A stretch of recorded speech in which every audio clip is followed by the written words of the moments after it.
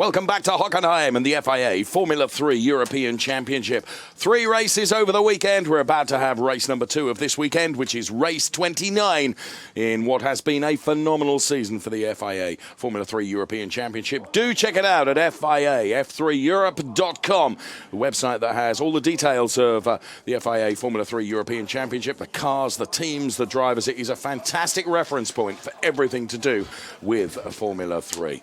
Starting order for this race, pole position, have a guess.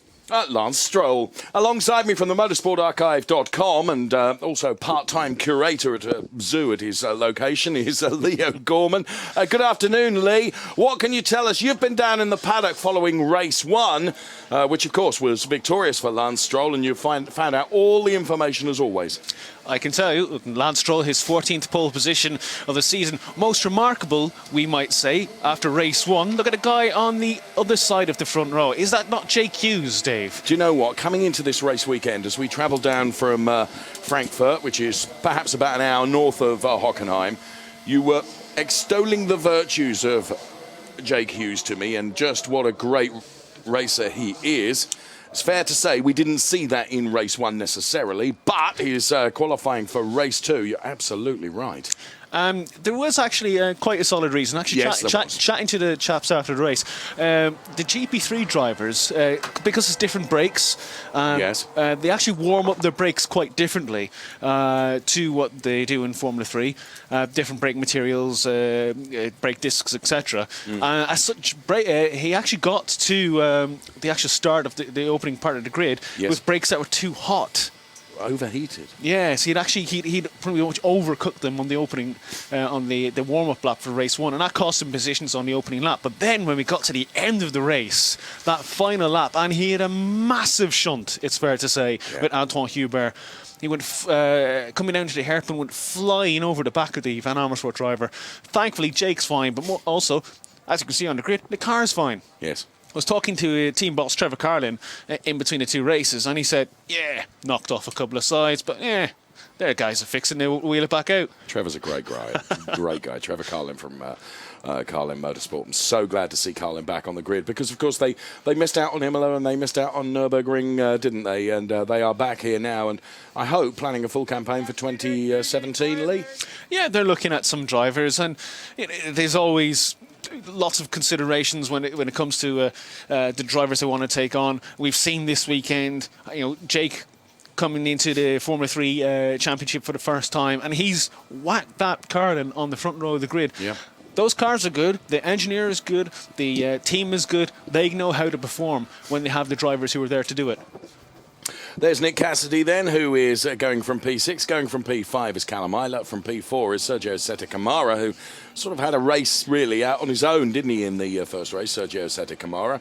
Then, as I say, Callum Eilert going from P5, Nick Cassidy P6. Then it's David Beckman P7, who we look at now for the Case Styler 24 Muka Motorsport squad. The Muka Motorsport squad cars all in that familiar orange colour.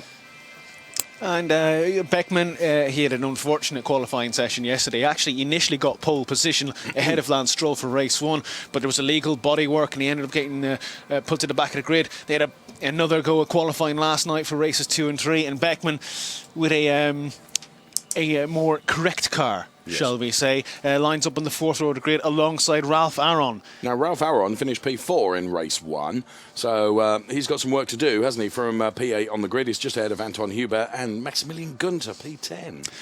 Yeah, he admitted after race 1 he didn't have a good enough qualifying for him anyway, and he got himself a disappointing grid slot.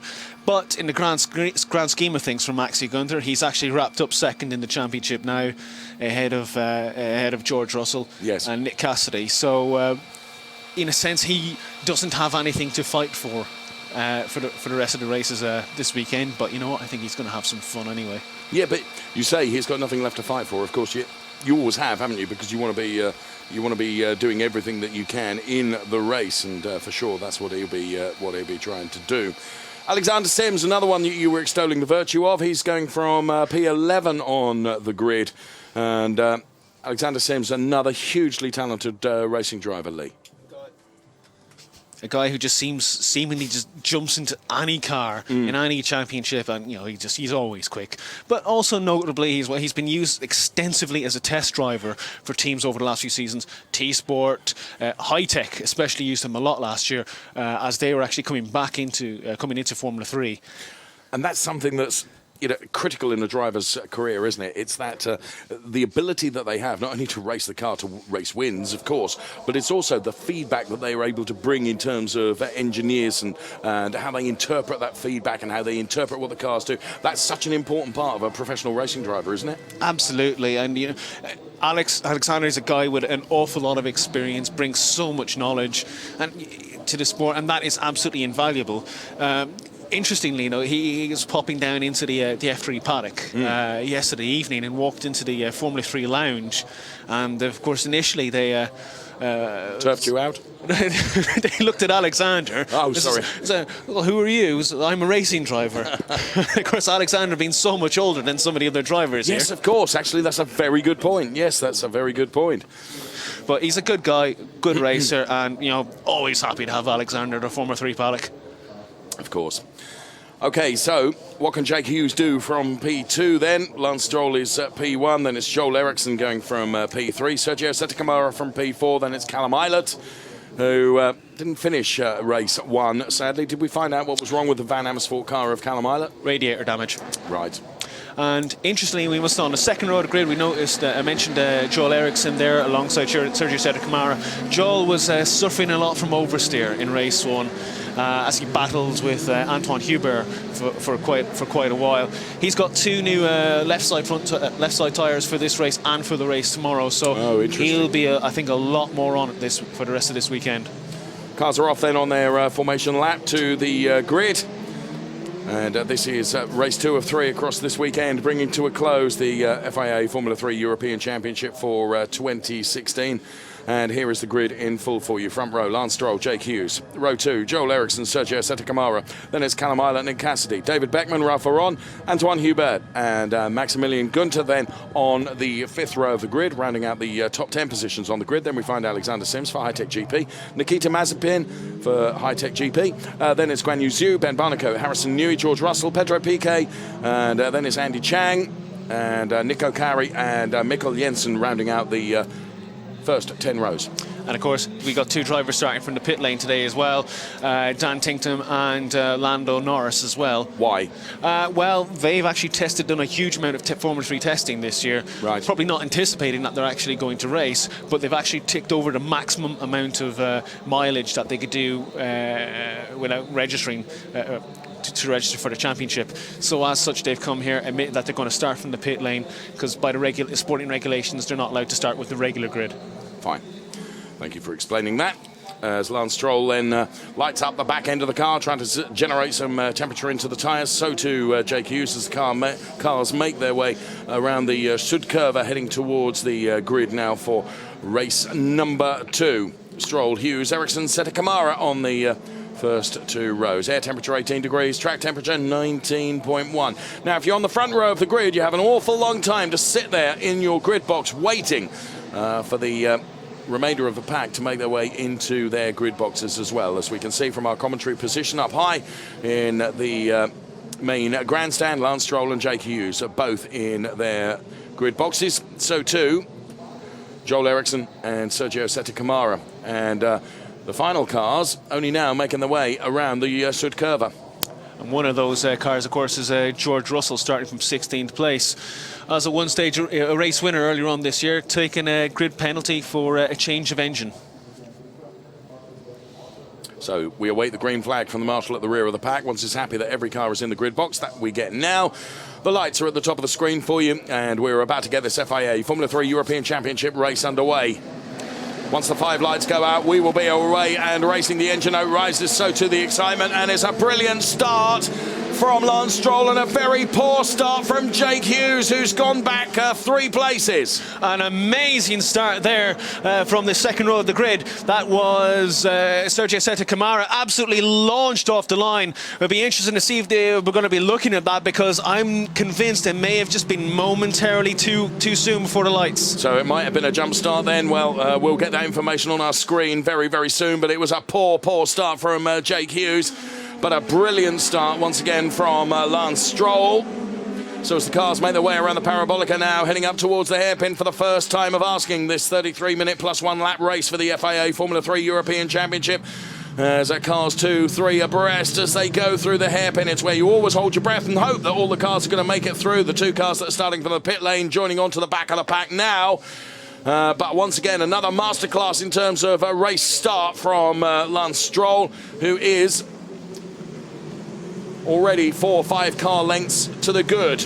It's a good start also from Callum Eilert, who I believe is now running in P4. He's been going side by side with the first few corners with last few corners there with Joel Eriksson. The battle for 3rd and 4th place as Ben Barnacle fights hard down with, I believe, is that one of the Prema drivers? I think it might be Cassidy, who's actually had a pretty poor start as well. So also in that mix then is the number 12 car of George Russell that you can see there.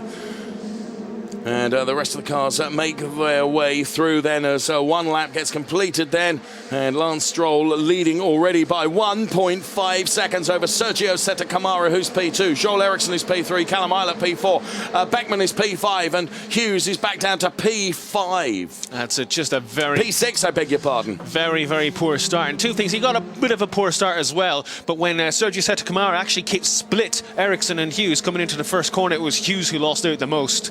Well, at the moment, there's nothing on our screens to say that Sergio Sette Camara is being investigated for that start. So at the moment, we can only assume that the race steward's happy with the way that the start was conducted and that Sergio Sette Camara just did a brilliant, brilliant job of it because he finds himself in P2. That was like a bullet off the grid, right through the Hughes and Eriksson duo. Well, we'll get a replay of the start very, very soon, but...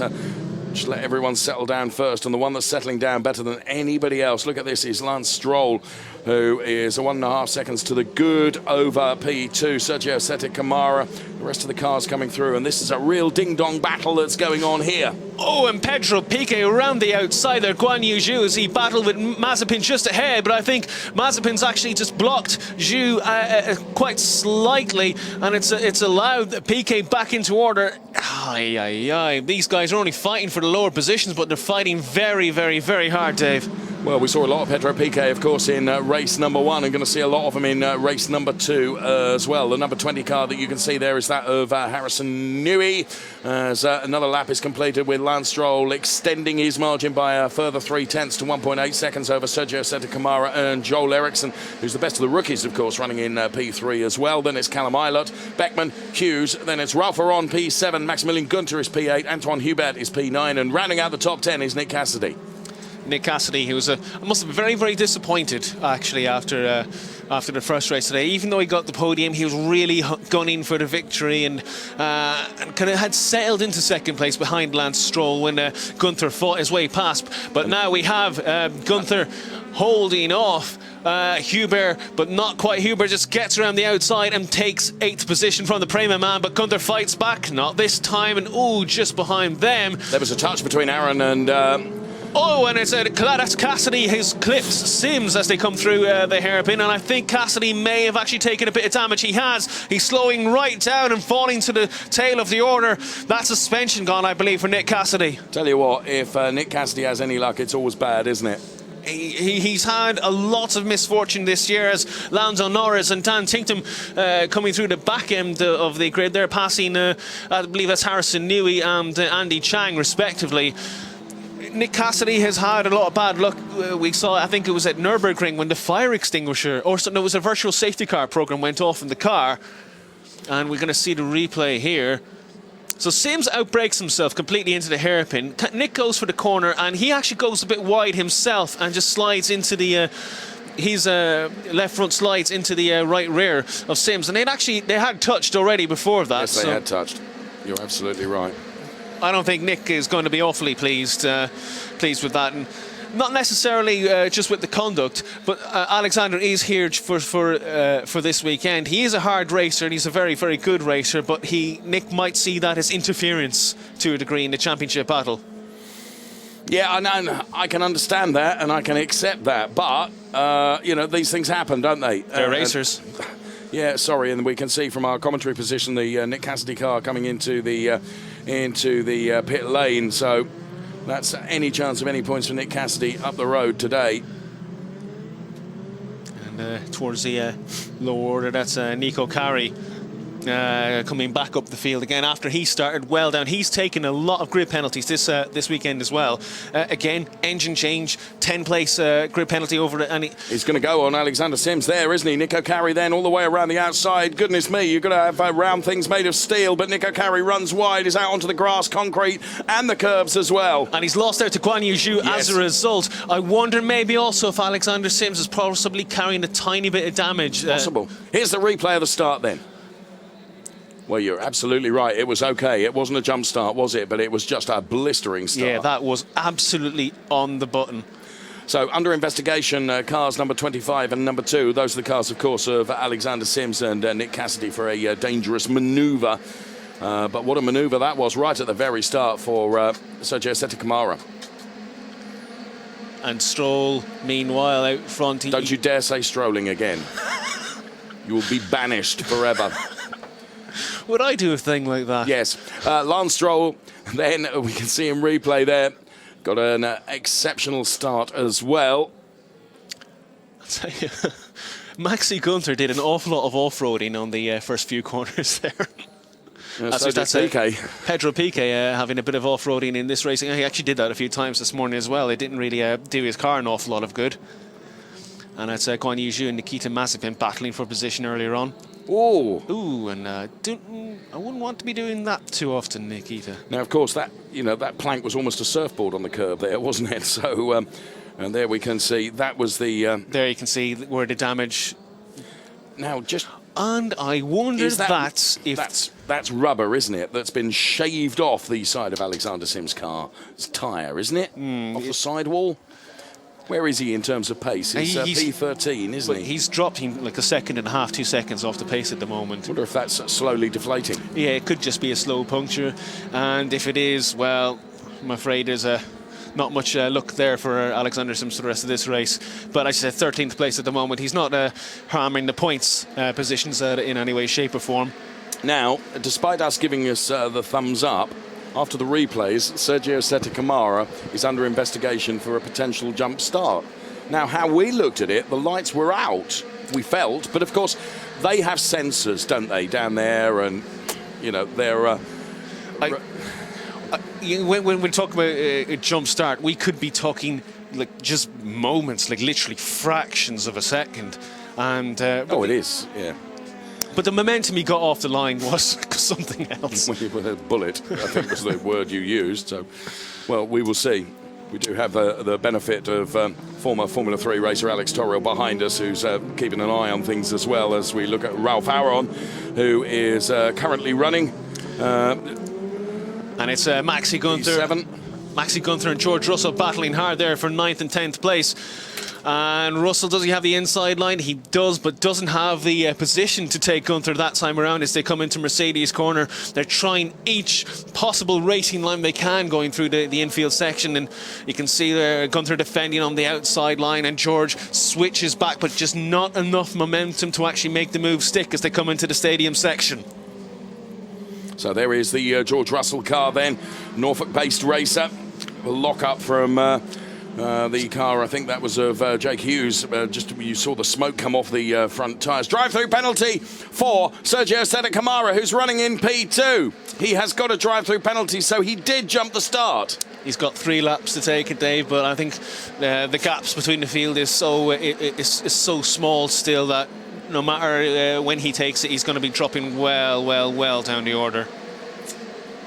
Well, that, of course, elevates Joel Eriksson, Callum Eilert, Beckman, Hughes, Aron, Hubert, Gunther, and whoever else, dependent upon, of course, where Sergio Sette Câmara comes out following that drive-through penalty. As you say, he's got 3 laps with it to take it, and if he doesn't take it within the 3 laps, it's a race exclusion. It's black flag. Absolutely. And speaking to the Ericsson camp just before the beginning of this race, they're quite aware that they only need to stay within 1 position in the rookie standings of Ralph Aron to actually secure the rookie championship in the rookie title in this race. As it starts, this will actually promote Joel Eriksson to 2nd overall, which would be more than good enough for this Swede to actually nail that. And it's an important win for any driver who finishes in the top 3 of the rookie standings, because it's now a prize fund for drivers who do so. And that could be really, really important when you're looking at budgets for the next season. Absolutely. It's basically a €200,000 prize pot. The highest rookie who goes into F3 next year will get 100,000 of that, and the 2 drivers who finish 2nd and 3rd will get 50 grand each. If they progress into Formula 3, and Russell again charging hard, and Gunther then the hairpin, and Gunther left the door wide open as they came into the actual hairpin. He's made it a bit too easy for Russell. He could have defended a little bit harder there.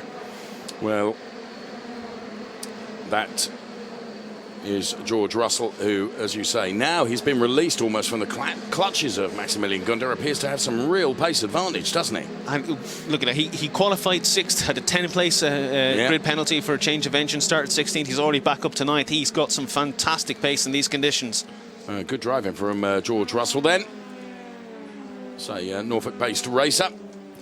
And another driver who's quietly doing his job, getting on with things, really unseen at this stage. 5th place, David Beckman. Yes. Who started 8th on the grid and is now just chasing Callum Eilert for the top 4. He's the possibility of... And that will, of course, become 4th place when Sergio Sette Câmara eventually takes his penalty. He's going to be looking at the podium and think, I want that. I'd like to finish my season with the podium, actually. Of course. So, Ralph Aron and Anton Hubert then, the battle between Prema Power Team and Van Amersfoort Racing for P7 and P8 at the moment. And also a battle for P2 in the rookie standings between 2 drivers as well. Yep, fair point. So, we continue to watch that battle. And whilst we're watching that, Lance Stroll extends his lead still further. It's a 1.7 second margin he has over Sergio Sette Câmara, who is going to have to take that drive-through penalty. So all of a sudden, Lance Stroll is going to be a huge margin ahead of Joel Eriksson. And what we're seeing now is Sergio Sette Câmara staying out as long as possible. He is nailing sectors everywhere he possibly can. Okay, he lost quite a bit in that final sector, but he had a personal best in sector 1 last time. He got a purple best sector overall last time around. He's trying to actually make as much of a time gap to the back of the field, so that when he does take his penalty, that's where he lost it. That's where he lost it, yes. But he's pushing so hard because he's going to lose 20 odd seconds, 22 seconds when he goes through the pits. He's trying to make some places for him as he actually climbs up, as he falls down the order. Yes. So, Sergio Sette Câmara then trying to make hay while the sun shines in terms of minimising the impact of that drive-through penalty, but it is only going to be minuscule minimisation of it, isn't it? It's going to take him way, what do you think, P16, 17? I think as it stands on this lap, it'll probably even drop him down to P20 along around Petro Piquet and Dan Tinkham. Okay. Well, we will see. There is Sergio Sette Câmara then, the motor park racer then with the Red Bull backing, who is going to have to take that drive-through penalty for jumping the start. And has, I think this is the lap that he's going to have to take it in. I reckon he's done 3 laps since that was advised. I don't know. I think this is the final lap within which he can take that. He's into the banked section of the 3rd from last corner now. And let's see if Sergio Sette Câmara dives for the pit in, and whether he will take that drive-through penalty now. Yes, I think I was right. Yeah, I think that was the 3rd lap since it had been issued, and I don't think they can have any qualms about whether that was the right decision or not. The stewards have sensors; they will know instantly on screen whether that was a jump start or not.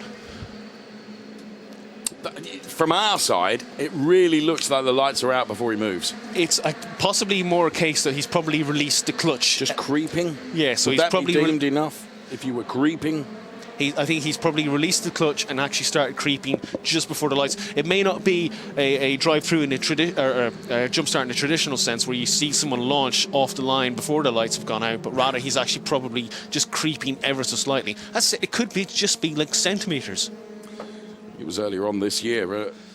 Might have been at Zandvoort in a a Porsche race where you were waiting for the 5 lights. It got to 3 lights, and it was a driver had just, was making his way through the middle of the pack already. The lights hadn't even gone out. Now that was a jump start. I remember that. That was less. We didn't really need replays for that. No, you're absolutely right. So George Russell then, who is now attacking. I think he's got Hubert, he has got Hubert. That was a very, very quick few laps from George Russell to close up to the back of the Van Amersfoort driver and get past him.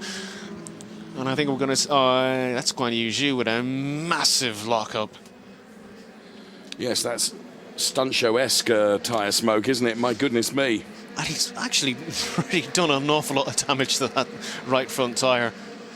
So Stroll 3.6 seconds to the good, because of course the man that's running in P2 now is Joel Eriksson. Callum Eilert then with the podium place, P3. Then it's Beckman, Hughes, Aron, Russell, Hubert.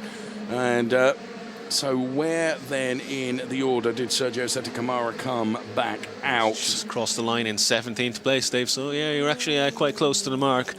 Another little battle building up, as we see on track, is actually George Russell's just creeping upon 6th place for Ralph Aron in the Prima Power Team car. This is actually a very, very good feisty drive, as you see Dan Tinktum. He's retired, hasn't he? He's actually just pulled into the pits now with the Carlin guys just there.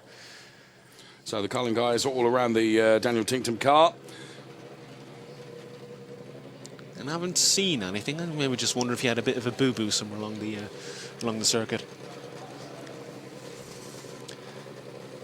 But as I say, it's all very, very quiet down in the Carlin garage. He's having discussions with the engineer. And of course, Dan and Lance are already here for the weekend. They're preparing for the Macau Grand Prix in November. Lando, yeah. Oh, yeah. As opposed to Lance. Lance, who's not going to the Macau Grand Prix in November. Why? And you still haven't found me the answer to that. I think we know the reason why, don't we? 3.6 seconds, he's to the good now over Joel Eriksson, P2. Callum Eilert, P3. Good racing from Callum Eilert in P3. Beckman is P4. Then it's Jake Hughes, P5, who had a torrid start. He had the complete reverse of a jump start, didn't he? Then it's Ralph Aron running in P6 at the moment.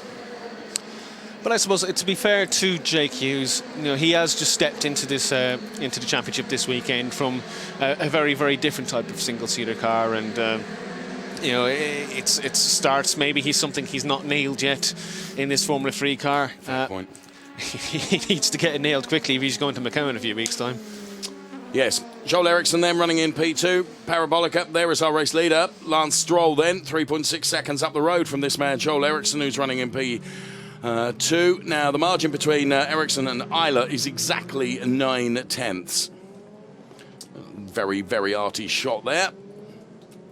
And that's Lando Norris with Mikkel Jensen, as Lando Norris kind of taking the off-the-track line, I think is what it's called, and kind of quite similar to Nikita Mazepin earlier on.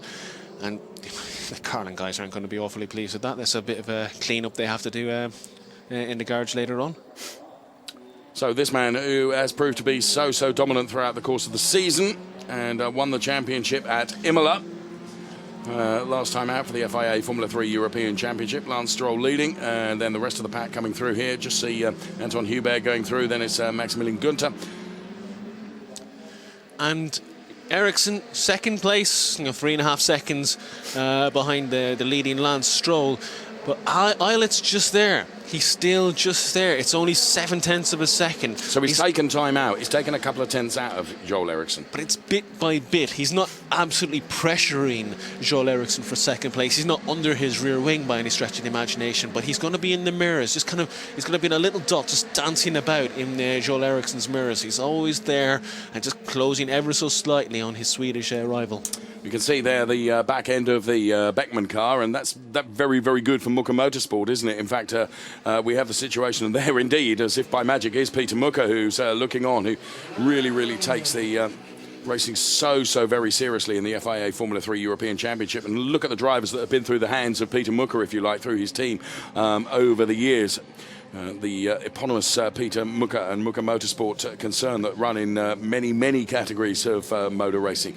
Lance Stroll leading from Joel Eriksson, Callum Eilert So you have Lance Stroll for Prema Power Team, and then you have Joel Eriksson for Moto Park, Callum Eilert for Van Amersfoort, and of course David Beckman then for Muka Motorsport. And it's good to see like some Muka driver in the top 4. They used to be regular race winners back in the Felix Rosenqvist days, and they've had a rough patch, I think it's fair to say. But you know what? They show every so often that they still can do it, and it's normally been David Beckman who has made the good performances for Muka Motorsport on occasion. I think the other thing to mention is that Prema Power Team have been so dominant, over and above, whether it's Motor Park, Van Amersfoort or Muka. Prema have been, they've just switched it all on, haven't they? You also can't ignore the fact that Muka Motorsport are a 2-car team. They started out as a 1-car team this year, with one of the drivers is exceptionally inexperienced. And likes of Prema Power Team, you have a 4-car powerhouse. They're all gathering data. They're all gathering information.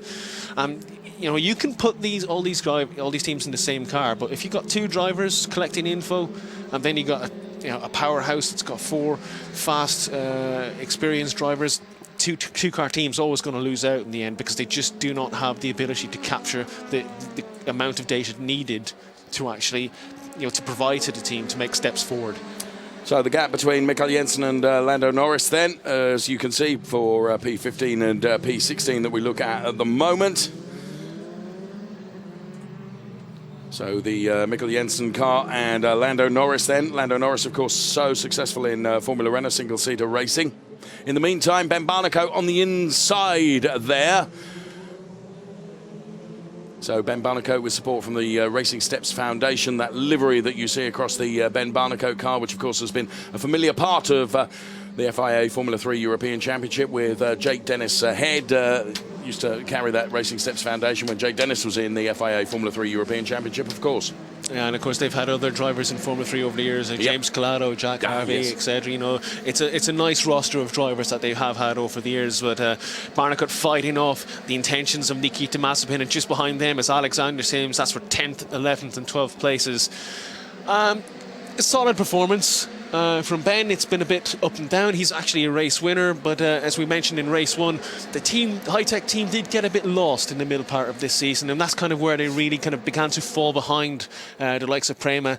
And while they're going in the right direction again, they lost so much ground that they've not really been able to catch or make that gap back up.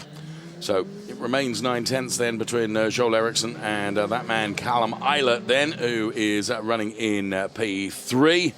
So, as you say, Callum Eilert is just not able to make any meaningful gains on the number 22 car ahead of him at the moment. We've still got just over 10 minutes of the race remaining.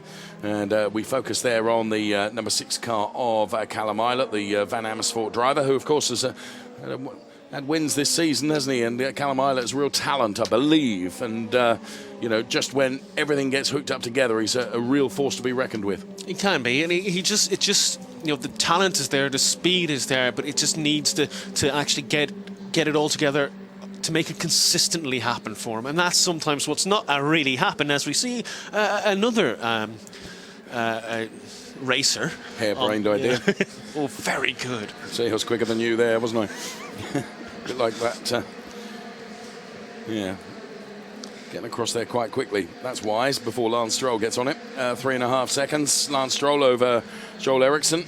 And then it is Callum Eilert at P3. Beckman 4, Hughes 5. Then it's Aaron.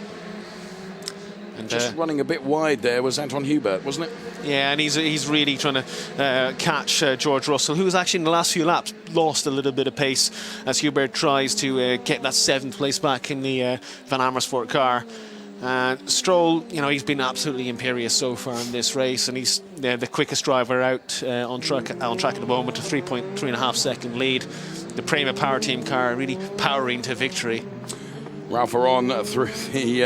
I've been waiting for ages to say that. Yeah. Good as the rest of them. Ralph Aron we saw through the hairpin there, P6. And there is Ralph Aron and George Russell with the chase up on at the moment. But yeah, Lance Stroll again through the risk of repeating myself from race number 1. It's just you look at his racecraft and you look at the ability he has to nail every single corner. All right, he's in a very, very good car, but he has just extraordinary driving ability, because lap after lap after lap after lap is able to deliver and be just so, the very word you used just a few moments ago, consistent. Yeah, and you know he's grown in maturity an awful lot this year, and you know, occasions last year he would rally against sometimes his teammate or the team, and you know he's actually matured to a degree. He's taking everything in, he's learning, and you know, he's really coming together, not just as a racing driver but as a person as well, and that's massively important.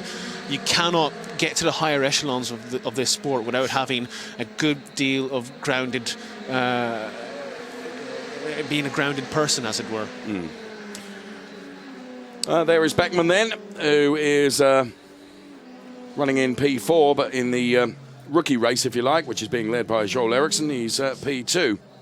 And in replay then, that was a bit of an excursion there, as over the curbs and the gullies, and absolutely being followed there as well. I was about to say, actually, he dropped a little bit of time behind Callum Isla, and right on screen, on cue, as it were, there's exactly why.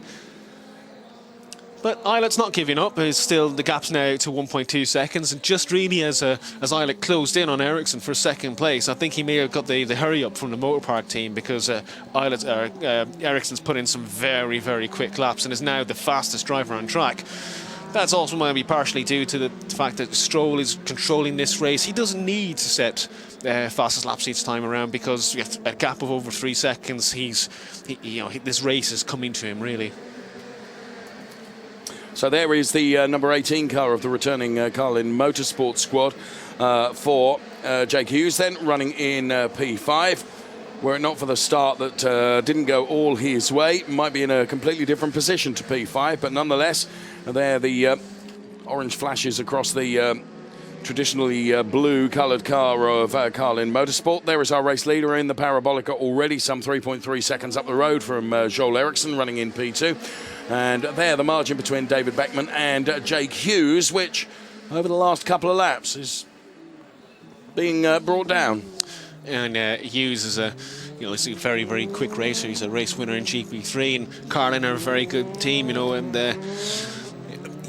he's a very good effort from the young racer. And he's settled into this car. Once he's actually in a rhythm, starts apart. Once he's actually got into a rhythm in Formula 3, we've seen in practice, we've seen in qualifying, we've seen in the first two races, he's actually very, very, fundamentally very, very, very quick. And he's just pulling Beckman in. Really, that's a position he lost off the line. Yes, of course. And now drawing him back in. There's only 5 minutes left in this race, plus one lap. Is it enough, really, to claw Beckman in enough to actually make a move? It might be. It might well be, actually. They're very close. So there is Jake Hughes then, running in that number 18 car. And they're defending for all he's worth in moments from now is going to be Beckman. Isla, Eriksson, Stroll ahead of them.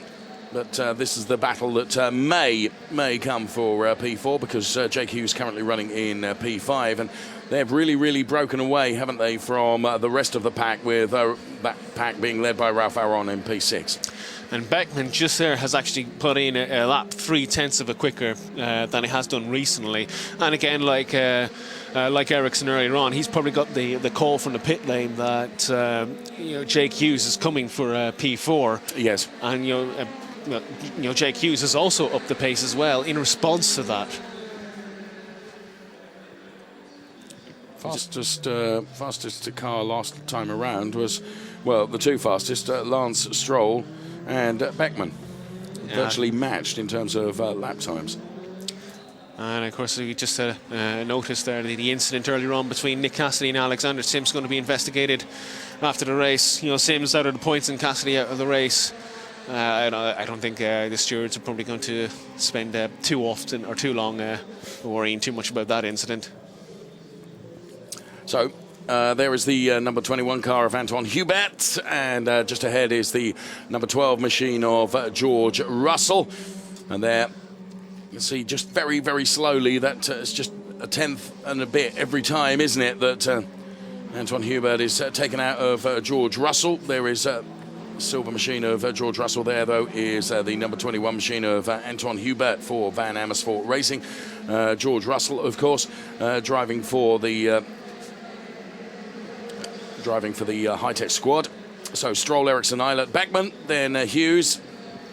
And it's exactly a second between Beckman and Hughes. Now, as we continue to watch this battle that is continuing to rage, though, between George Russell. But the thing is, Dave, in this top 9, the field is so close together in terms of pace. No one's actually really stepping out to make take chunks out of the driver in front. It's all just a couple of tenths here, a couple of tenths there. In fact, the pace only really begins to change when you get to the bottom end of the top 10, from Ben Barnacle backwards, where they're kind of in the 34s. But for the top 9, they're actually banging in mid-33s pretty regularly. Right, now, closer than ever before is Anton Hubert to George Russell. So off the back of the hairpin they come then. Just see the Ralph Lauren car going through on our camera shot now. So there is Anton Hubert. Behind Anton Hubert is Maximilian Günther. But these two are the ones that we're focusing on, and the margin between them, look, 6/10, Anton Hubert and George Russell. So George Russell then in the number 12 machine. There is Anton Hubert in the 21.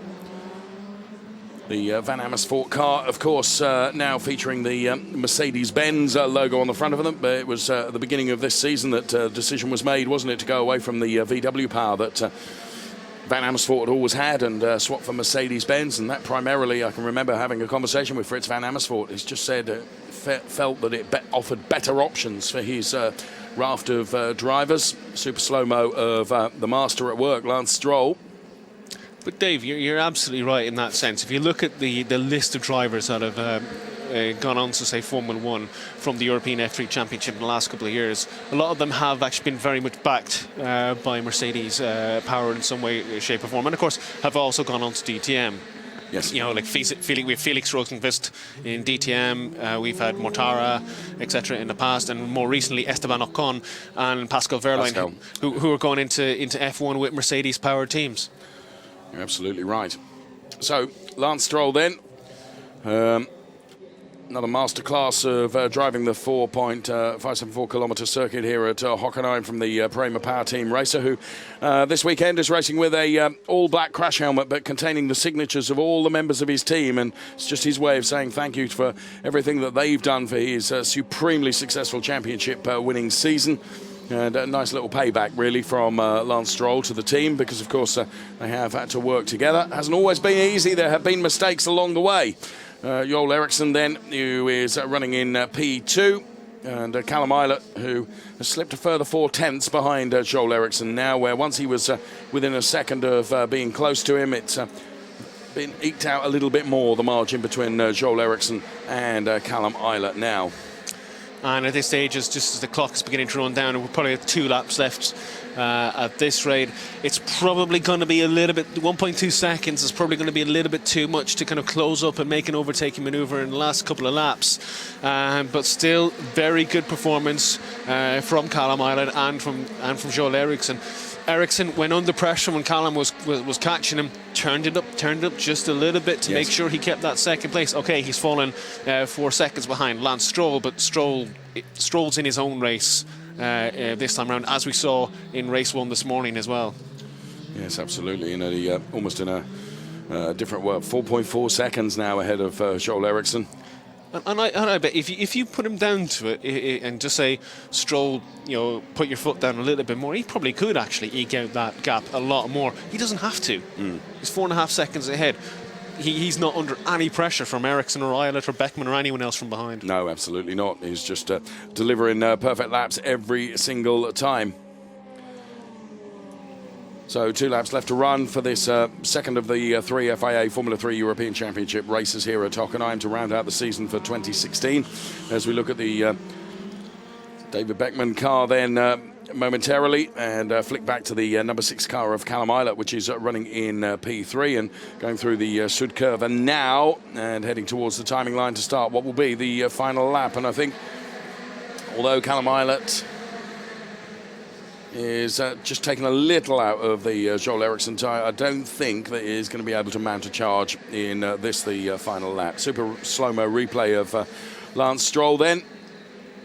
Tempted to say hard at work, but he makes it look oh so very easy. And Joel Eriksson then running in P2, and of course running in P3. The Van Amersfoort racer just into shot there, Callum Eilert.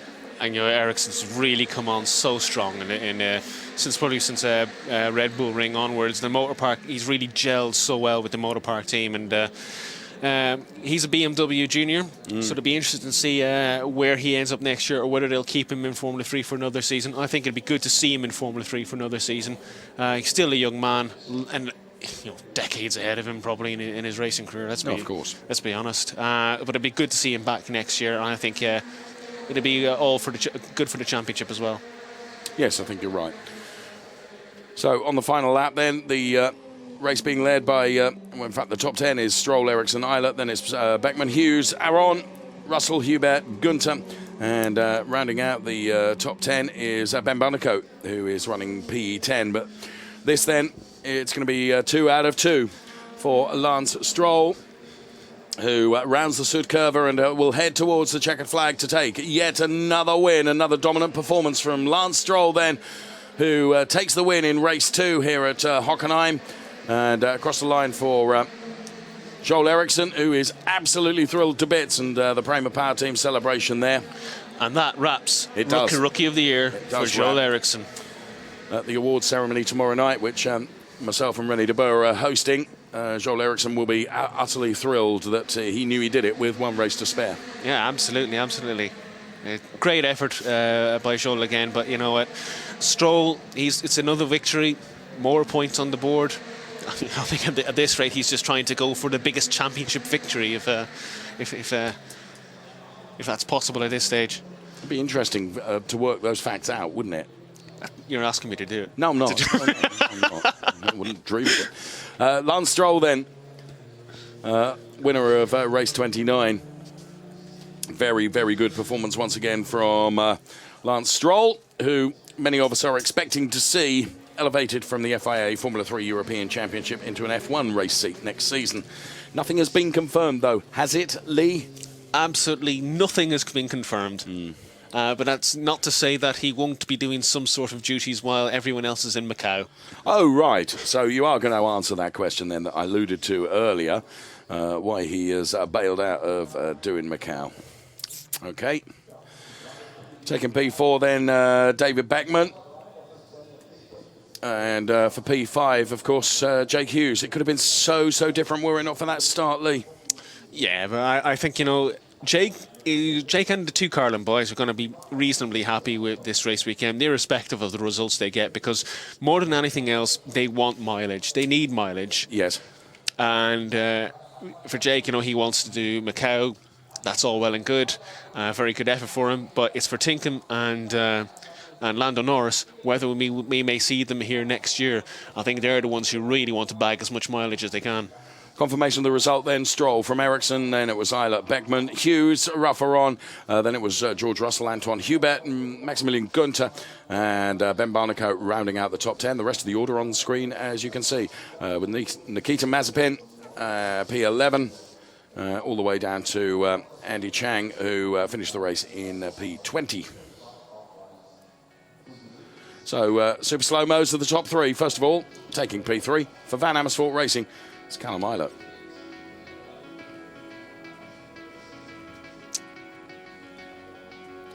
For P2, Joel Eriksson does enough to wrap up the rookie title. And Joel Eriksson was absolutely delighted when he crossed the finish line to know that he had achieved that. And achieving so much in the FIA Formula 3 European Championship, including yet another win to add to the many that he's already had. Lance Stroll, the winner of race 29. I'm ashamed to admit, I've lost count of how many race wins Lance has actually. He's had a great deal of success this year, and good on both him and the Prema Power Team. My counting, that says 13th. 13 out of 29. That's a hell of an effort. It's yeah. And Callum, he's that's Callum's mum, look. He seems happy enough. It's not doesn't seem overly joyed with third place, but good result for the Van Amersfoort man, who's had some difficult weekends here and there. He's performed very, very well. He's been quite quick, quite consistent, but there's also been little issues with the occasionally with Van Amersfoort team or with sometimes his own performance. But overall, I think he's made a very positive step this year. He's a nice kid as well. Yeah. To be fair. And Ericsson, he's just pulled into the second place. He's still he's still throwing his hands in the cockpit there, and really, really delighted with his result and his performance, and now standing on top of the car and really giving it absolutely loads there. Delighted with that result, and rightfully so. It's been a good year for Joel. And his brother Jimmy there as well, as a ex-GP2 and GP3 racer. And Lance out of the car now, celebrating with his team and family and friends. It's another victory. And his father Lawrence there, of course, and just behind Lawrence is the Prima Power team team principal René Rossin.